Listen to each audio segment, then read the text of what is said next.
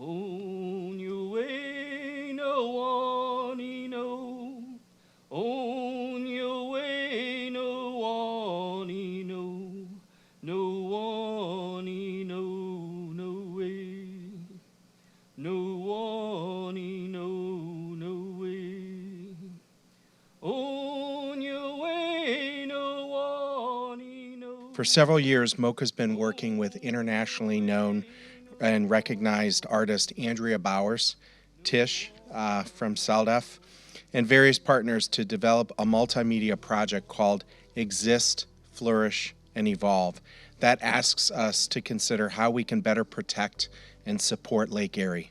So we brainstormed some more and realized that what we needed was to first get people to be honest about this culture and the current system we have all been born into, and reckon with our place in it before we can even begin to discuss solutions on how we get into right relationship with nature and with each other.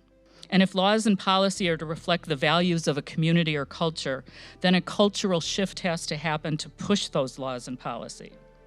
And I often pose this as a what comes first question to people.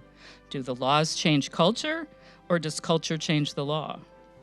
It is incredible to me that in recent decades, it was even possible to pollute such a large body of water to the point that we could not swim in it or drink it, and that the life within was threatened by our actions, and more importantly, by our inactions. In previous summers, my friends and I would go to Presque Isle every other week. This summer, we only went once, because the anxiety of contracting some sort of ailment from going in the water is so high. Laws must be changed to respect and acknowledge the interconnectedness of all life and nature. Do companies have a right to amass as much wealth and power as possible, regardless of how it harms our health? Do they have rights to all the land, water, and air of Mother Earth? Do they have the right to destroy it to the extent that we can no longer survive in our common home? Do we blindly follow unregulated capitalism to such an extreme that we sit by idly and watch it cause our own extinction? We must answer each of these questions with a resounding no, given that human rights and the rights of nature are far more important than the alleged rights of destructive, self-serving corporations. I just could not get over how uncompromising, the testimonies and opinions of people were on this subject of the rights of Lake Erie. I was really happy to see, like I said, just the uncompromising brief statement that the lake needs to be saved, and the lake is really just a microcosm of the planet. I honestly think that the happiness that I have, which is fleeting and not often, because a lot of you people in this room know this work is hard. It does not give back easily. But to know that an organization like CELDF has done so much for my community. They've done everything. They've saved it. I love you guys. We owe everything to you. Looking back, I've come full circle as that young activist, still waiting for the first Earth Day, a true Earth Day that holds the new vision that we need, one that we're bringing into focus here today. That vision is beyond science, it's beyond policy, it's beyond government. It gets to the heart and soul of the issue, which is to correct the perverse and abusive relationship we have had with the natural world for far too long. I do not doubt that to recognize your participation within the context of colonization is uncomfortable. Yet, to invite the truth is to honor the truth. And at its heart, the DoD, which it's sometimes called, the DoD history, is the power and influence of the Catholic Church in the 15th and 16th centuries. 3 papal bulls that are not even considered official church teaching gave license for nations in the New World to take control over both people and land. People's dignity, their land, rights, and freedom were taken away. And today, I felt it within my heart. I could see it within the people that I spoke with, and the testimonies that came out, mainly from the youth that was in our group, and what they had to say and how they connected with nature. I think we're on the right path, and it's one I'd like to continue. So this idea of truth is that our current system, of which we're all a part of, is not working.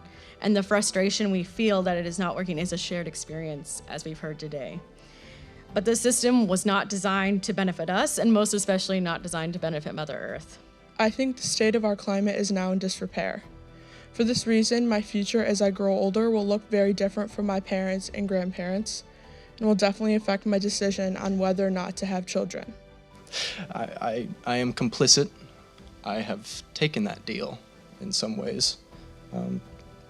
And however much I devote myself to a cause or to a creed or to community action, I'm guilty, and I feel guilty.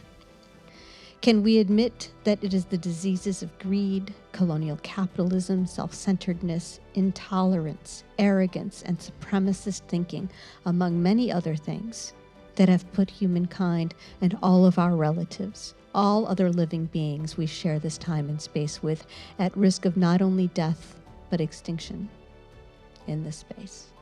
Biophilia means the love of life, of all life. Law must protect seagulls and summer rain, blue herons and bluegill, bugs, butterflies, and songbirds, rivers, forests, grasslands, the Great Lakes, and all the human children who depend on them. Anything less is simply suicidal. The people here, even though we're a small group, will carry the message just like the tributaries of the Great Lakes. And that this message, will get out there, and we can do this. I really want to emphasize that we're here to see this out with our heart, and that's what's going to win out in the end. CELDF managed to contact people from not only all over the Great Lakes, but from fields that were outside of what you would think of as the traditional realm of ecology and environmentalism. And so it's kind of just served as a reminder of how many people are really invested in doing what the know needs to happen. MOCA is working with Andrea Bowers and CELDF on a project intended to bring awareness and action to the challenges facing Lake Erie. This is an earlier work by Andrea focused on the rights of nature and gives a sense of Andrea's neon artwork. Our new multi-part project entitled Exist, Flourish, Evolve is an artistic campaign to buttress the work of CELDF and other organizations that are working to establish rights for ecosystems and human rights to water and to ban detrimental practices including fracking, factory farming, sewage sludging of farmland, and water privatization. The project combines Andrea's longstanding advocacy for environmental justice with her personal history being raised in Northeast Ohio on Lake Erie.